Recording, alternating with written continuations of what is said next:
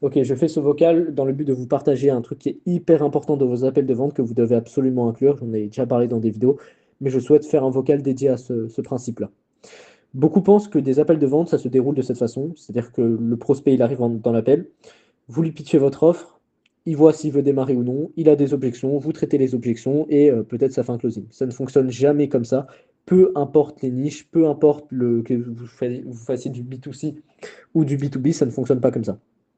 Il y a une phase pardon, qui est énormément négligée par la plupart des closers, et c'est pour ça qu'ils ont des mauvais résultats, c'est la phase d'audit. Que vous fassiez du B2C, du B2B, comme j'ai dit, ça ne change absolument rien.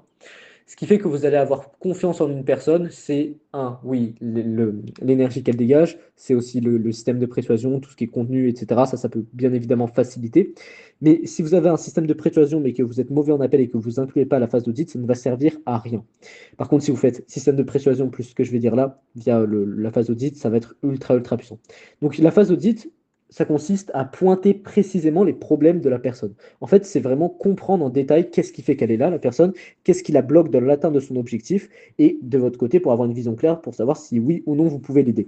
Donc ça va peut-être prendre 15-20 minutes. Aujourd'hui, moi j'ai fait un appel, ça a duré 30 minutes, la phase d'audit, dans laquelle vous allez vraiment vous intéresser sincèrement à votre prospect, ses problématiques actuelles, et bah, finalement, qu'est-ce qui le bloque au plus profond dans son activité. Et surtout lui faire, enfin dans son activité, moi j'ai pris mon cas là à moi, mais qu'est-ce qui le bloque dans l'atteinte de son objectif de perte de poids, peu importe votre niche, quoi.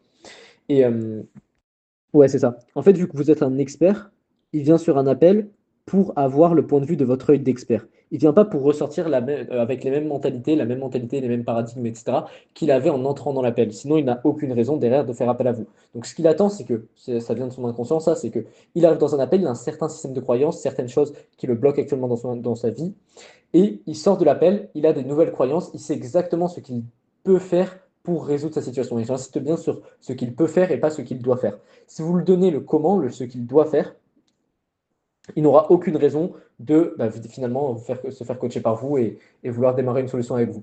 Et en plus, vous ne pouvez pas l'aider en lui donnant du comment, parce que vous lui donnez en fait l'illusion qu'il peut le faire seul, mais il ne pourra pas le faire seul. C'est pas en une heure que vous traitez une problématique. Si, par exemple, moi, il y en a un prospect qui vient d'appel avec moi, j'arrive à déceler que sa vraie problématique, j'arrive à lui faire prendre conscience que sa vraie problématique, c'est la prospection, et que je lui dis, bah, tiens, une trame de prospection, c'est pas juste avec une trame de prospection que c'est réglé, c'est via un coaching, c'est via le fait d'analyser en profondeur ses conversations, c'est via le fait de lui donner la bonne trame de prospection, bref, tout un ensemble de choses.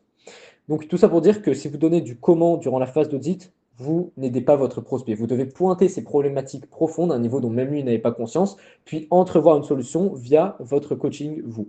Donc ça passe par, ok, du coup, moi tu penses que je peux être utile en quoi là-dessus.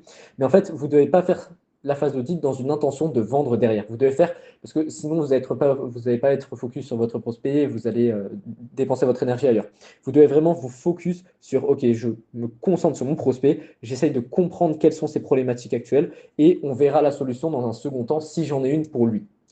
C'est hyper important d'avoir ce focus-là et pas d'avoir en coin d'idée, en coin de la tête, ouais, je vais potentiellement pouvoir le closer, lui proposer une offre. Parce que si vous faites ça, vous n'allez pas être assez attentif sur les problèmes de votre prospect. Donc soyez complètement désintéressé, détaché de votre vente.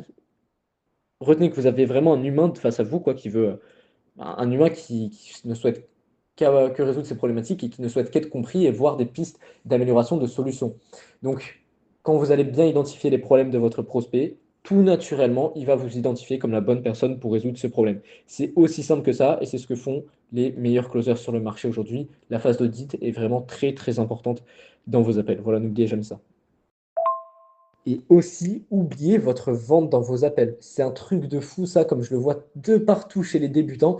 Et après, ils sont surpris de pourquoi est-ce qu'ils n'ont pas de résultats dans leur closing, pourquoi est-ce qu'à la fin, ils ont des objections, des trucs. Le prospect, il le sent pas, il dit qu'il a une mauvaise intuition, entre le R1 et le R2, il annule l'appel. Bref, tout ça, ça vient du fait que vous êtes trop focus sur votre vente. Vous avez un humain face à vous, mais sérieusement, est-ce que quand vous parlez à quelqu'un, un ami ou quoi que ce soit, est-ce que vous pensez à le convaincre de quelque chose ou est-ce que vous pensez à lui vendre un truc? Non, absolument pas.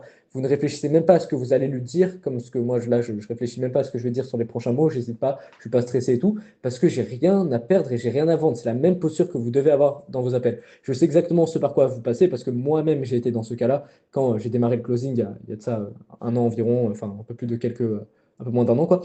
Euh, en soi, au début, c'est normal, mais plus vite vous conscientisez ce que je dis dans ce vocal, plus vite vous allez pouvoir l'implémenter et plus vite vous allez pouvoir être performant dans vos closings.